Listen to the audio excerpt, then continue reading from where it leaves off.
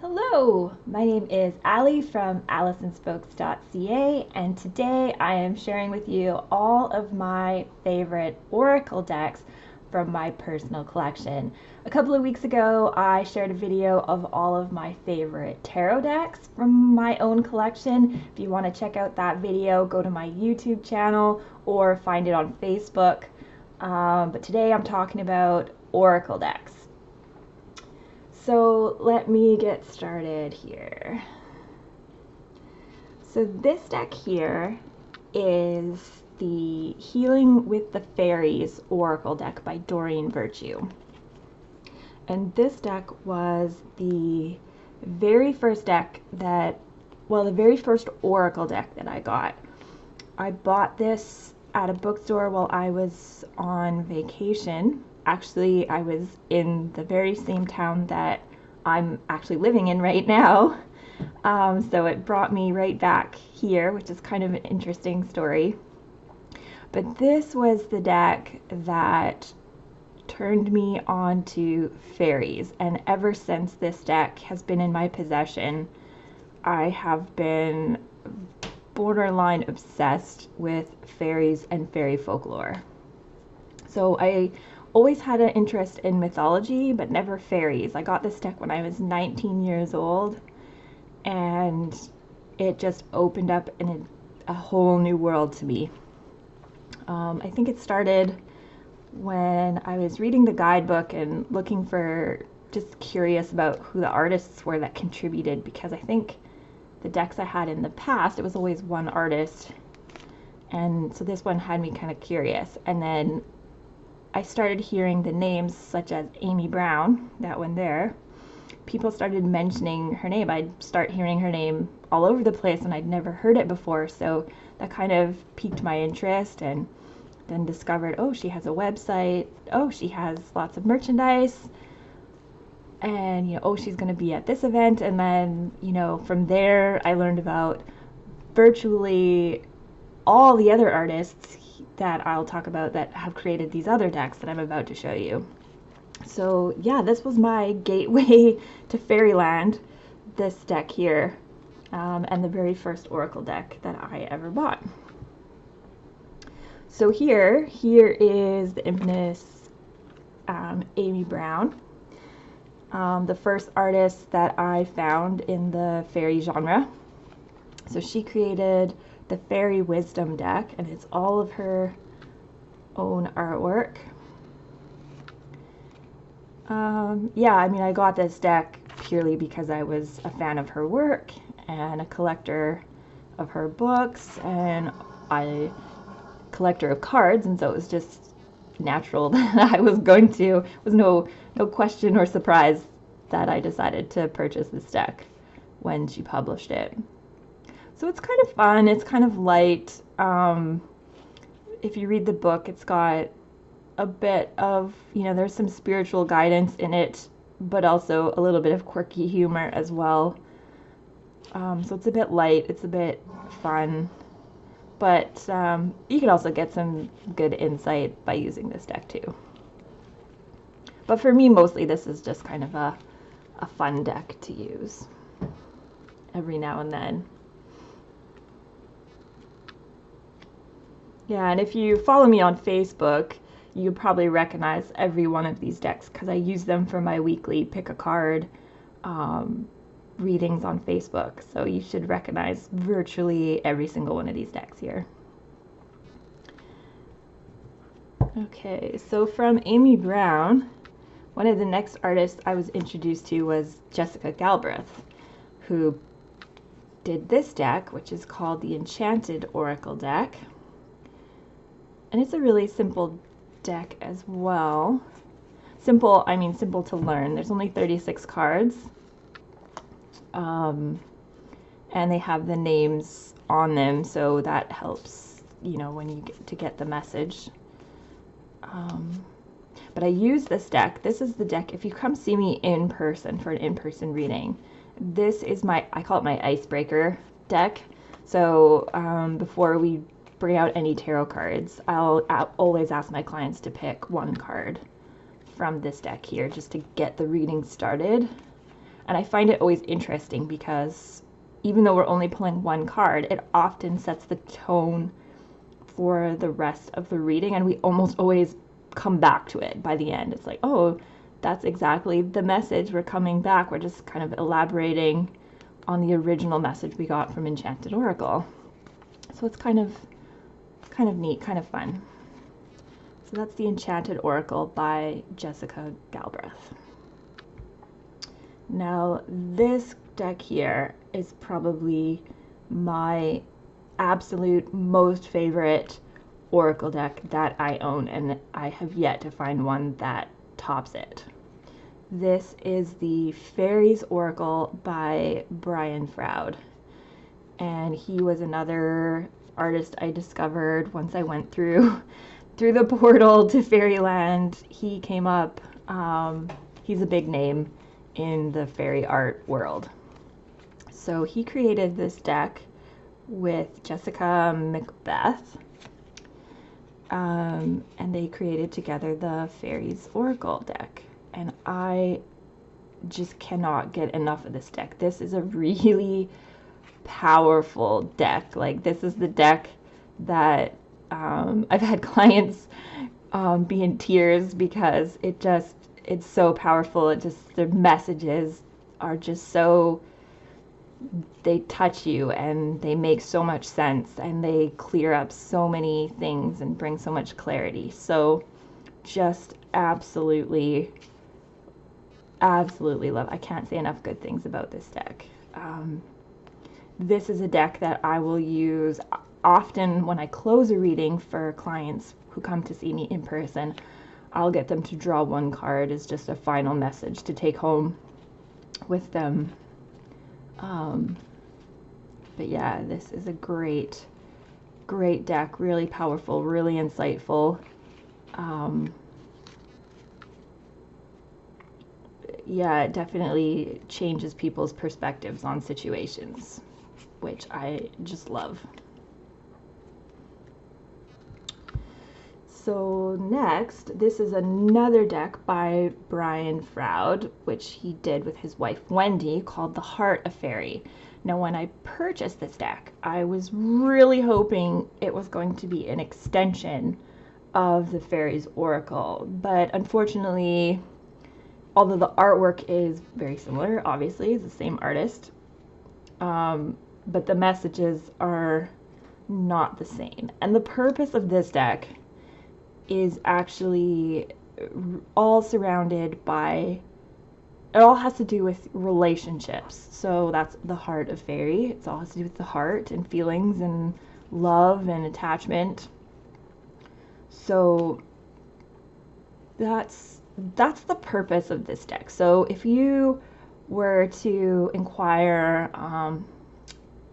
about, a relationship, you were concerned about relationships with, your partner or maybe even a family member or a good friend, this is a deck that I might use to help you out, to bring you insight.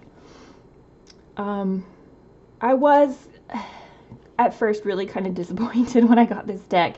I just found it didn't have the depth that the Fairies Oracle had, and so that left me kind of disappointed. But I'm coming around now that I understand how it's supposed to be used.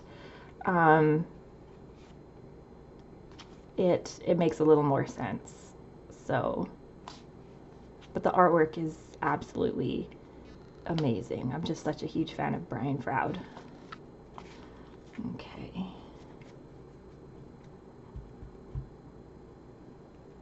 And then we come to another artist and another huge name in the fairy art genre, Jasmine Becket-Griffith. And this is she has a ton of Oracle decks, but this is her Myth and Mermaids Oracle of the Water deck. And some of the cards are oriented different ways, but I got this deck just because I love her artwork. But this is this is a really cheeky deck, and I find it's appropriate for mermaids because, mermaids are quite superficial, quite vain, quite what's the word? They kind of tell it like it is. They hold no, yeah, they don't hold back. They just tell you what they think. So if they think, like, I think I used this deck once just to see, well, what do I need to know today? And the message was, your appearance needs some work. So go get that haircut that you've been procrastinating getting. So that's what I mean when I say they're really cheeky and superficial, and they don't hold any punches. They just they don't hold back. So that is your Mermaid Oracle of the Water deck.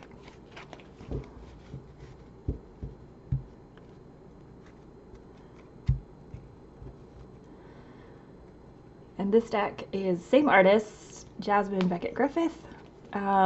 Different tone to this deck. This is her Oracle of Shadows and Light. I love this image. When she came out with this image, I almost bought it to hang on my wall. I don't know what it's super creepy. Has kind of that Pan's Labyrinth, I don't know, vibe to it. I don't know what it is that I love about that painting so much, but I do. I'm in love with it, as creepy as it is. And I'm not usually into creepy, but I don't know, this one just called to me. So this is a deck, it's got a bit, well, it's called Shadows and Light, so these are your kind of shadow fairies, the dark, kind of creepy, night time, you know, kind of a lot of death, and there's a lot of Halloween sort of theme. But these are bringing shadows into the light and working on our shadow self, or working on our demons that we kind of hide and tuck away, and bringing them out into the light so that we can heal and make better decisions. So that's, I don't know, I actually really like this deck. Again, you'll see me use it a lot on Facebook for my weekly pick a card. You can get a free reading on Facebook every Thursday. This might be one of the decks that I use. So that's the Oracle of Shadows and Light by Jasmine Becket-Griffith. Oh, and I forgot to mention this deck. So this, I don't know if you would call this an Oracle deck or not. It's more of a affirmation cards. So it's called I think they're just called heart cards, actually. And there's no pictures. It's just a little message on each card.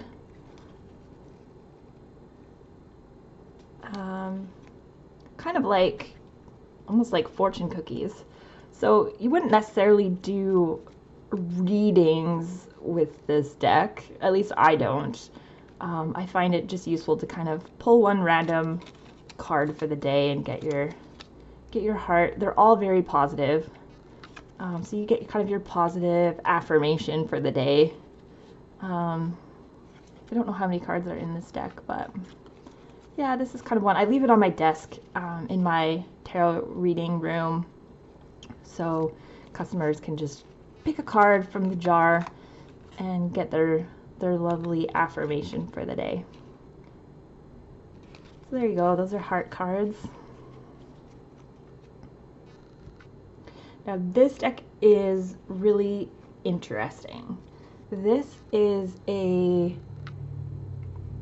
new kind of, I don't know what you'd call it, method, design of reading cards that incorporates dice. And so that really piqued my interest. So the card system, as well as the artwork of this deck, was all designed by artist Bridget Ashwood, and this is the Steampunk Oracle. She also did a collaboration with a few other artists using the same card system. So there's 30 cards in the deck, and she worked with a few different artists, so they each kind of had their own deck using this system, this kind of card dice mashup system. So how it works is you have most of the cards are based on the 22 major arcana cards in a tarot deck. And so the messages are very much the same as the cards you'd find in tarot. And then she adds 4 cards to represent each of the 4 suits, and then a 5th element, the spirit element. So if you were to get those cards, for example, creation, which I think represents the suit of wands in the tarot, if I'm correct. And so if you pulled this card or one of the other 4 suit cards, you would roll a dice. And so this is a 14-sided dice. So you would roll it, okay, so 14. So 14 would be, I think, in this system, would represent the Queen of Wands. So that's how you would read it. So say if it turned up to be, I don't know, another number 3, that would be the 3 of Wands. So that's how you would interpret that card. So that's how that, and then there's a few extra cards. I can't remember which ones they are, but they have their own. So she added a few of her own in addition to the traditional kind of tarot. So that's how that system works. And I was really intrigued by the idea of using dice. I think the downside of it is that really when you're looking at the imagery, it's always going to be the same no matter what. You know, it just, all the numbers mean is a slightly different twist on the meaning. Versus when you use tarot, you get its own picture, its own imagery associated. So it's a little bit easier to interpret. Whereas all of your imagery and symbolism is going to be exactly the same for 14 different interpretations. So that's one kind of downside of it, but I don't know, I just kind of liked the dice feature. I thought that was really innovative and creative, and I think she's allowed this system, it's like open source. So if anyone ever wanted to create their own deck using this system, she's opened that up for anyone to use. And then this is part of the deck too. I'm not really sure. I don't know if I really like this feature or not, but she kind of has this coin that you would flip, and depending on what side it was on, represents kind of how you interpret the card. So if you flipped it and it landed on the sun, then that would have a positive meaning attached to it. If it was the moon, it would be more of the darker side. But I don't know why you would use a coin when you could just, you know, when you're reading cards, you read reversals, so it depends whether the card shows up upside down or right side up. So why you need an extra coin, I don't know. I'm not really clear about that, but I'm not sure why she included that. But yeah, that's part of the Oracle system she created. So yeah, this one is again Steampunk Oracle by Bridget Ashwood. I love the imagery. This one's, you know, she's got a lot of mechanical creatures, steampunk, a lot of automatons show up. These little mechanical lifelike dolls. There's another one and another one. So yeah, I love her artwork. I'm a huge fan of Bridget as well. Yeah, these decks I collected mostly because of the artists who created them. And like I said, this one was the gateway that opened up my eyes to all of these wonderful artists that inspired me to do my own artwork. So there you go. There are my favorite Oracle decks from my personal collection. If you have any questions or comments or feedback, leave me a comment, or if you have your own favorite Oracle deck that you want to share with me, I would love to hear it. I love hearing about new decks or talking about decks. I will respond, so please leave me a comment. And once again, my name is Allie from AllisonSpokes.ca, and thank you for watching. Cheers!